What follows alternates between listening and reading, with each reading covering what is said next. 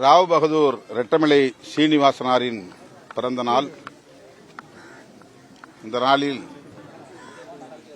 அவரை நினைவு கூர்ந்து நன்றி பெருக்கோடு அவருக்கு எமது செம்மாந்த வீர வணக்கத்தை செலுத்துகிறோம். திராவிட இயக்க அரசியலின் முன்னோடிகளுள் ஒருவர், நீதி கட்சி தலைவர்களுள் ஒருவர், புரட்சியாளர் அம்பேத்கர் அவர்களுக்கு முன்னோடியாக இருந்து அகில இந்திய அளவில் ஒடுக்கப்பட்ட மக்களின் உரிமைகளுக்காக குரல் கொடுத்தவர். புரட்சியாளர் அம்பேத்கர் அவர்களோடு லண்டனில் நடைபெற்ற வட்டமேசை மாநாடுகளில் பங்கேற்றவர். வயது வந்தோர் அனைவருக்கும் வாக்குரிமை வேண்டும் என்ற கோரிக்கையை வட்டமேசை மாநாட்டில் எழுப்பியவர். ராவ் பகதூர், திவான் பகதூர், ராவ் சாஹிப் ஆகிய பட்டங்களை அன்றைய வெள்ளையர் ஆட்சி காலத்திலே பெற்ற சிறப்புக்குரியவர். அத்தகைய மாமனிதர் ரெட்டமலை சீனிவாசனாரின் பிறந்த நாளில் சமூக நீதியை நிலைநாட்டவும் சமத்துவத்தை வென்றெடுக்கவும் அனைத்து தரப்பு ஜனநாயக சக்திகளும் உறுதியேற்க முன்வர வேண்டும் என்று விடுதலை சிறுத்தைகள் கட்சியின் சார்பில் வேண்டுகோள் விடுக்கிறோம். ஓட்டேரி இடுகாட்டின் அருகே உள்ள அந்த சாலைக்கு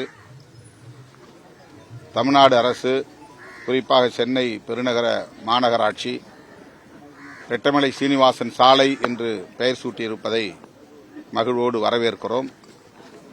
சென்னை பெருநகர சென்னை மாநகராட்சிக்கும் தமிழ்நாடு அரசுக்கும் விடுதலை சிறுத்தைகள் கட்சியின் சார்பில் எமது நெஞ்சார்ந்த நன்றியை உரித்தாக்குகிறோம்.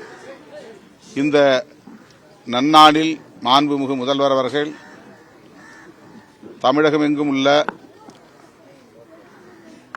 ஆதிதிராவிடர், பழங்குடியினர், பிற்படுத்தப்பட்டோர், மிகவும் பிற்படுத்தப்பட்டோர் ஆகிய சமூகங்களை சார்ந்த பள்ளி கல்லூரி மாணவர்களுக்கான விடுதிகளை சமூக நீதி விடுதிகள் என்று பெயர் மாற்றம் செய்து அறிவித்திருக்கிறார் மாண்புமிகு தமிழ்நாடு முதலமைச்சர் அவர்கள். சமத்துவமே இலக்கு, சமூக நீதியே வழி என்கிற அடிப்படையில் இந்த ஆட்சி நிர்வாகத்தை செம்மையுற நடத்தி செல்கிற மாண்புமிகு முதல்வர் அவர்களை விடுதலை சிறுத்தைகள் கட்சியின் சார்பில் நெஞ்சார பாராட்டுகிறோம். இந்த அறிவிப்பை வரவேற்கிறோம். BC hostel, SC hostel, ST hostel என்றெல்லாம் அழைக்கப்பட்ட நிலை மாறி சோசியல் ஜஸ்டிஸ் ஹாஸ்டல் என்று அழைக்கும் வகையில் அனைத்து விளிம்பு நிலை மக்களுக்குமான மாணவர்கள் விடுதிகளுக்கு சமூக நீதி விடுதிகள் என்று பெயர் சூட்டியிருக்கிற இந்த நிலைப்பாட்டை விடுதலை சிறுத்தைகள் கட்சி மனப்பூர்வமாக வரவேற்கிறது, பாராட்டுகிறது, வாழ்த்துகிறது.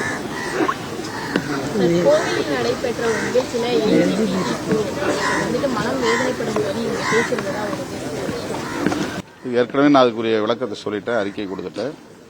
எந்த உள்நோக்கத்தோடும் அந்த கருத்து சொல்லப்படவில்லை. ஆனால் அந்த கருத்து அவர்களை காயப்படுத்தியது என்று அறிய வந்தேன். அவ்வாறு காயப்படுத்தியதற்காக வருந்துகிறேன் என்று ஏற்கனவே விளக்கம் அளித்திருக்கிறேன். திமுக, அதிமுக தேர்தலுக்கான பணிகளை தொடங்கியிருக்காங்க. விசிக தேர்தலுக்கான பணிகளை தொடங்கியிருக்காங்க. தேர்தல் பணி என்பது எங்கள் களப்பணிகளுள் ஒன்று.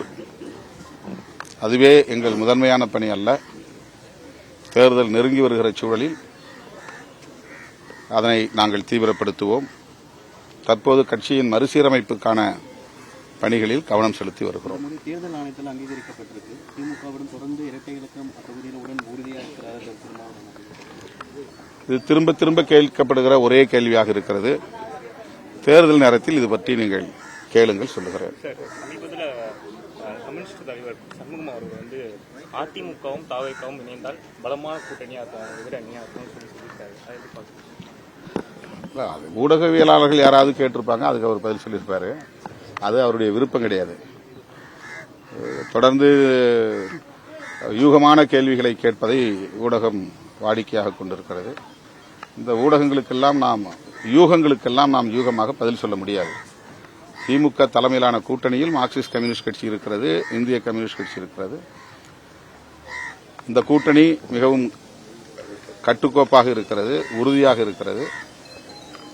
இந்த கூட்டணி கட்டுக்கோப்பாகவே இந்த தேர்தலை சந்திக்கும், வெற்றி பெறும். இன்னும் தேர்தல் வாக்குறுதி நிறைவேற்றல, பழைய ஓய்வு திட்டத்தெல்லாம் எடுத்து வரல சொல்லி அவரும் சொல்லியிருக்காரு. அதை எப்படி பார்க்குறீங்க? விசிகா வந்து அவங்களோட தேர்தல் வாக்குறுதியை நிறைவேற்றாங்கன்னு நினைக்கிறீங்க? 100க்கு 100 வாக்குறுதிகளை நிறைவேற்ற முடியாது. யாராயிருந்தாலும் பெரும்பான்மையான வாக்குறுதிகள் நிறைவேற்றப்பட்டிருக்கின்றன. அது அனைவருக்கும் அறிந்த உண்மை. முக்கியமான சில கோரிக்கைகள் நிறைவேற்றப்பட வேண்டும் என்பது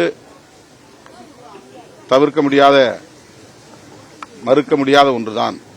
விடுதலை சிறுத்தைகளும் பழைய ஓய்வூதிய திட்ட கோரிக்கையை நிறைவேற்ற வேண்டும் என்று முதல்வருடைய கவனத்திற்கு அவ்வப்போது சுட்டிக்காட்டியிருக்கிறோம்.